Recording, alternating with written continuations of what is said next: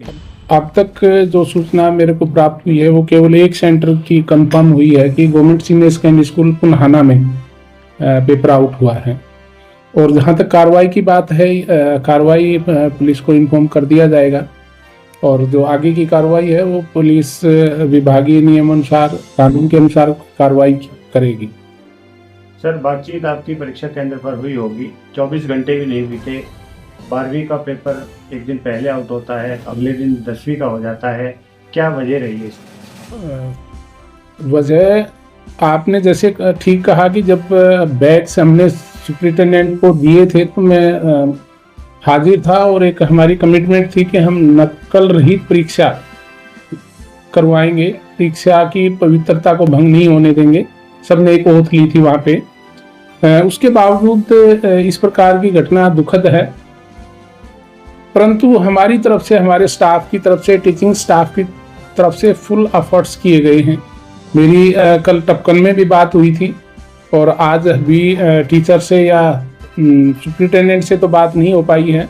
Chief superintendent से बात हुई है कि पेपर आउट हुआ है और हमारा स्टाफ मुस्तैदी से प्रयासरत है कि नकल रहित परीक्षा हो, पर कई बार पब्लिक की सपोर्ट ना मिलने की वजह से या एकाध छात्र ऐसा होता है जो अनफेयर मीन यूज़ करने का लालच कर लेता है।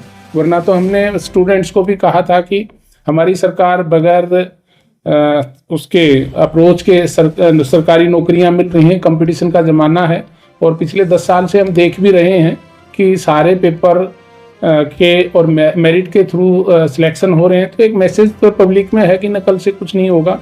वो चीज़ें हमने स्टूडेंट्स को भी बताई। हर स्कूल में हमने मैसेज किया कि हम अकेले पेरेंट्स के साथ साथ बच्चों को भी इसके लिए मोटिवेट करें कि पढ़ाई से ही पढ़ोगे तो ही ज़्यादा आप सफल होगे।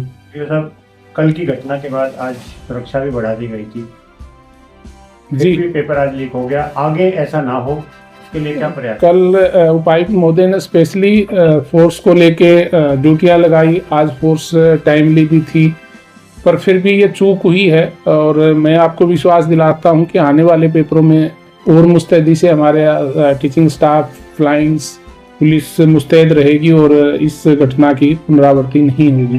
पूरे हरियाणा में केवल मेवात ही एक ऐसा जिला है जिसमें ये लगातार दूसरे दिन घटना हुई है। तो उससे हम भी आते हैं और उस पे चिंतन भी कर रहे हैं कि और किस प्रकार से पुख्ता प्रबंध या हमारा जो टीचिंग स्टाफ है वो अलर्ट रहे, थोड़ा पैनी नज़र रखे कि ये पुनरावृत्ति ना हो। सर, एसएमसी के ग्राम पंचायतों की सहभागिता का आपने जिक्र किया, कैसे सहयोग लेंगे? उनका सहयोग आउटसाइड डिस्टर्बेंस के लिए लिया जाएगा, क्योंकि हमारा स्टाफ एक जगह से दूसरी जगह जाता है, वो पब्लिक के बारे में उतना नोन नहीं होता। वो गांव के लोकल हैं, उनको पता होता है कौन शरारती आदमी है, कौन गलत कर सकता है। तो पब्लिक का सहयोग तो बहुत ही ज़रूरी है। उस के लिए तो हमने चीफ सुप्रिटेंडेंट को भी कहा है कि वो एसएमसी को बुलाएं, क्योंकि एसएमसी हमारी बहुत ही कोर बॉडी होती है, हर कार्य में वो शामिल होती है। तो वो इसमें भी हमारा सहयोग करे और ग्राम पंचायत भी करे। सर, जब परीक्षा परिणाम आते हैं तो हर जिले की आपस में तुलना होती है, लेकिन जब अध्यापकों की कमी की बात आती है तो सरकार और शिक्षा विभाग मेवात को पूरी तरह से पूरे साल भर भूला रहता है। बहुत सारे विषयों के अध्यापक बच्चों को पढ़ाई करने के लिए यहाँ नहीं मिल पाते हैं। इसको आप अपनी नज़र में कैसे देखें? इस मामले में सरकार पूरी तरह से मुस्तैद है और लगातार भर्ती होके मेवात कैडर की लगातार लिस्टें आ रही। मेरे आने के बाद भी यहाँ टीचर्स ने ज्वाइन किया है और लिस्ट आउट हुई है, तो वह कुछ ही दिन में यहाँ पे ज्वाइन करेंगे और जो कमी है वो सरकार के संज्ञान में और उस पर लगातार कार्य किया जा रहा है, परीक्षाएँ ली जा रही। तो आने वाले समय में टीचिंग स्टाफ की कमी नहीं रहेगी। तो सर, पेपर लीक का जो मामला है, कितने बजे पेपर लीक होने की बात आपके सामने आई? कितने बजे पेपर स्टार्ट हुआ था? कितनी देर बाद ये लीक हो गया? 12:30 से 3:30 का टाइम है। पेपर तो जो टाइम है उसी पे शुरू होता है। मेरे को जो सूचना मिली वो करीब 2:45 बजे सूचना मिली है कि ऐसे पेपर आउट हुआ है।